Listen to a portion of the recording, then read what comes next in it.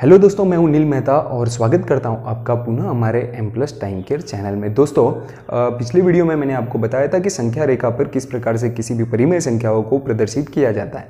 I hope दोस्तों जो कल का वीडियो रहा था वो बहुत बेहतरीन रहा होगा और आपको अच्छे से समझ में भी आया होगा। अगर आपको समझ में नहीं आया हो तो मुझे ज़रूर संपर्क करें, कॉमेंट बॉक्स में ज़रूर बताएं, मैं उसका जवाब देने का पूरी तरीके से प्रयास करूँगा। दोस्तों, आज नई वीडियो में मैं लेके आया हूँ किन्हीं दो परिमेय संख्याओं के मध्य की संख्याओं को कैसे ज्ञात किया जाता है, जो कि 8वीं बोर्ड की दृष्टि से अति महत्वपूर्ण प्रश्नों में सम्मिलित होता है। और पिछले कई वर्षों के रिकॉर्ड को अगर उठाकर देख लेंगे तो आप पाएंगे कि किन्हीं दो परिमेय संख्याओं के मध्य की संख्याओं को ज्ञात करने वाला प्रश्न हर बार के एग्जाम में आता है, हर बार एग्जाम में आता है। तो दोस्तों, ये चीज आपको बहुत अच्छे से पढ़नी है और इसमें कोई भी डिफिकल्टीज आपको आती है तो आप मुझसे पूछ सकते हैं कॉमेंट बॉक्स में कॉमेंट करके। ठीक है दोस्तों, तो हम आगे बढ़ते हैं बिना देर किए। इससे पहले मैंने आपको लास्ट वीडियो में एक जाते जाते एक बात बताई थी कि 1 व 3 के मध्य की कोई एक संख्या बताइए। तो जब भी हम कोई इस तरीके से आसान सवाल पूछ लिया जाता है 1 व 3 के मध्य में, क्योंकि हमारे बचपन से ही हमारे माइंड सेट है कि 1 2 3 4 गिनती पढ़ रखी है, तो 1 के बाद 2 आता है, 2 के बाद 3 आता है, तो 1 व 3 के मध्य संख्या कौन सी है? 2।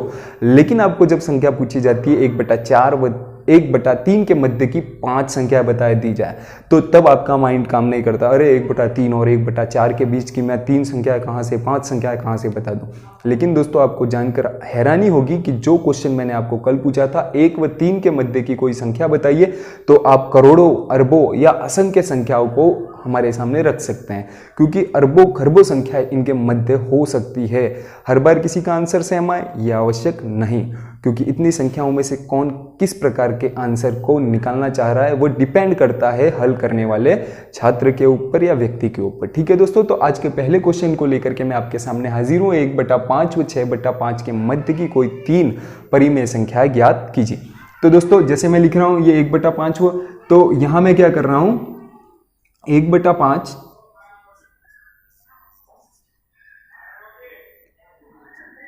फिर 2/5, 3/5, 4/5, 5/5 और ये 6/5। बस हो गया। 2/5, 3/5, 4 हमको तो 3 ही निकालने को कही थी, हमने कितनी निकाल ली है? 4 निकाल ली। आई होप ये चीज़ आपको आसानी से समझ में आ गई होगी। अब थोड़ा सा टफ क्वेश्चन लेता हूं ताकि आपको एग्जाम की दृष्टि से और ज़्यादा समझने में आसानी हो। ठीक है, नेक्स्ट क्वेश्चन लेता हूं। जैसे कि मैं यहां संख्या ले लेता हूं 2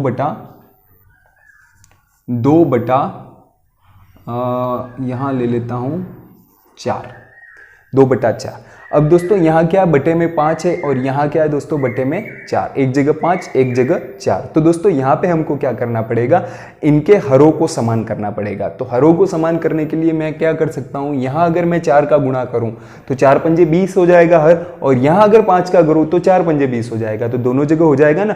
तो हरों को समान करने पर, हरों को समान करने पर क्या हो जाएगा, 1/5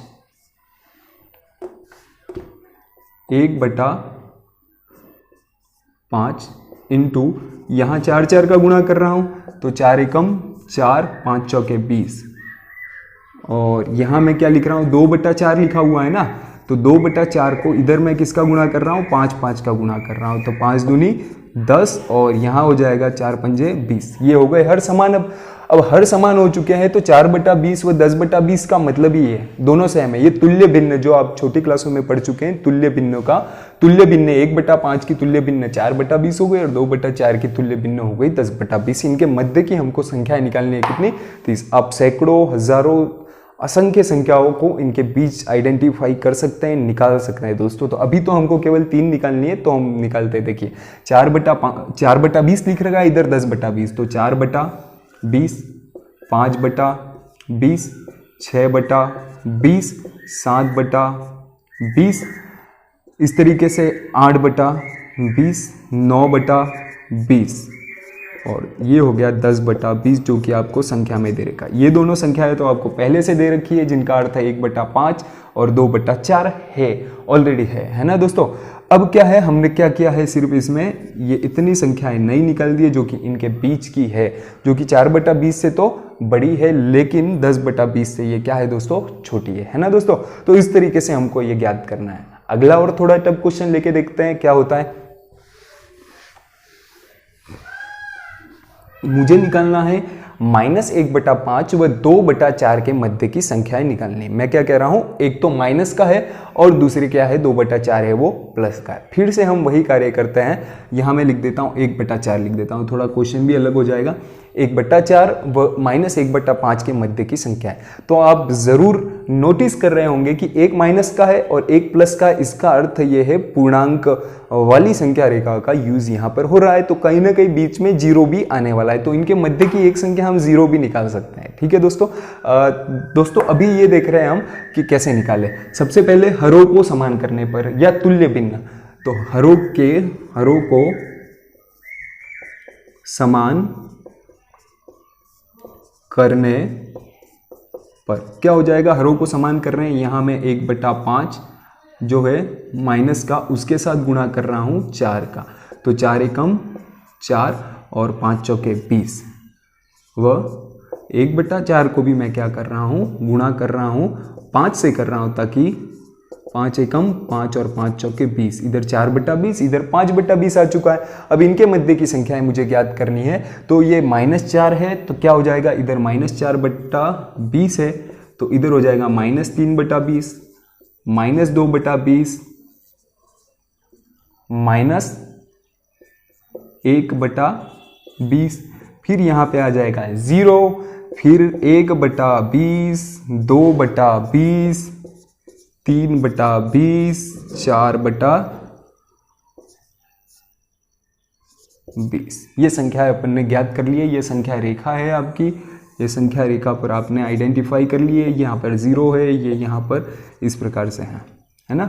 तो आप सीधा सा ये संख्या रेखा बनाने की जरूरत नहीं है, मैं आपको दिखाने के लिए बता रहा हूं।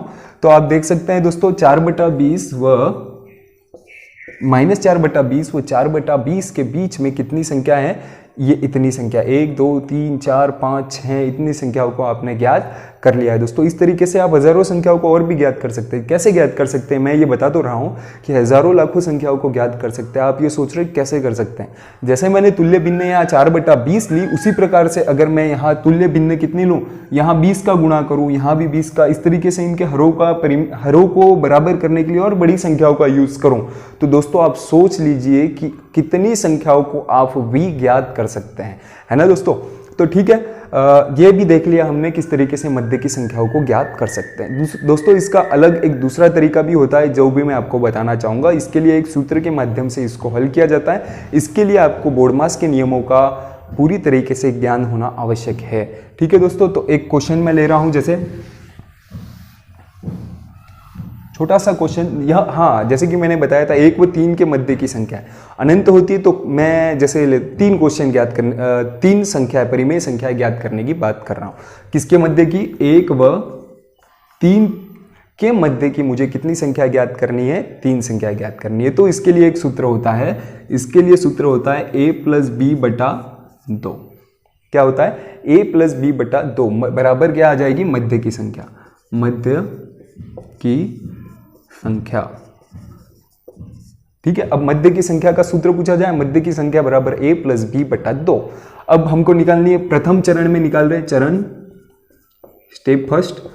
क्या हो जाएगा, a को हम 1 माने प्लस b को हम 3 माने, तो 1 + 3/2, तो 3 और 1 4/2, 2 एकम 2, 2 दूनी 4, तो हमारा आंसर क्या आ चुका है, 2।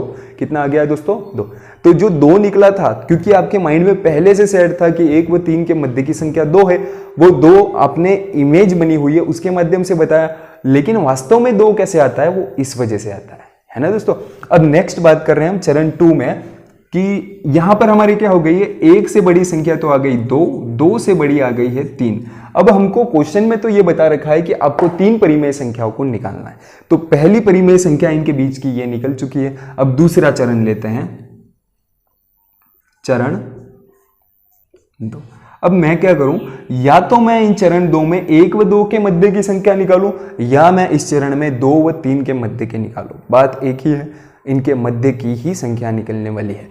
तो मैं ले रहा हूं यहां पर a + b/2, a में 1 को मानूं प्लस b यहां पर मैं 2 को मानूं, बटे में कितना लिखना है मुझे, सूत्र के हिसाब से 2। दो, 1 + 2 = 3, 3/2 आ गया इनके मध्य की संख्या। ठीक है दोस्तों, कितना आ गया 3/2। तो हमारा नेक्स्ट क्या हो जाएगा, यहाँ इनके मध्य की संख्या 1 व 2 को जोड़ा है अपन ने, तो इनके मध्य की संख्या निकली है। तो 1 से बड़ा क्या निकल चुका है 3/2, उससे बड़ा हमारे पास क्या है 2, और उससे बड़ा हमारे पास क्या है 3। ये चरण 2 का आंसर हमारे पास आ चुका है। ठीक है दोस्तों, अब मुझे क्या करना है, 3 संख्याएं निकलनी थी, 2 निकल चुकी। अब मैं किन्हीं भी 2 संख्याओं को जोड़ के उसमें 2 का भाग दे देता हूं, सूत्र में रख लूं, तो तीसरी संख्या भी आपके निकल जाएगी। जरूरी नहीं है आप इन दोनों को ही जोड़ो, इन दोनों को जोड़ो या इन दोनों को जोड़ो, तीनों में से किसी को भी जोड़ सकते हैं। तो चरण 3 की तरफ बढ़ रहा हूं मैं। चरण 3 में अगर मैं बात करूं, मैं जोड़ रहा हूं 2 और 3 को। तो मैं ए किसको मान रहा हूं दोस्तों, ए मान रहा हूं 2 को। 2 + 3/2, 2 + 3 क्या हो गया 5, 5/2। तो अगली संख्या जो है मेरी कितनी निकल चुकी है दोस्तों, अगली संख्या मेरी निकल चुकी है 5/2।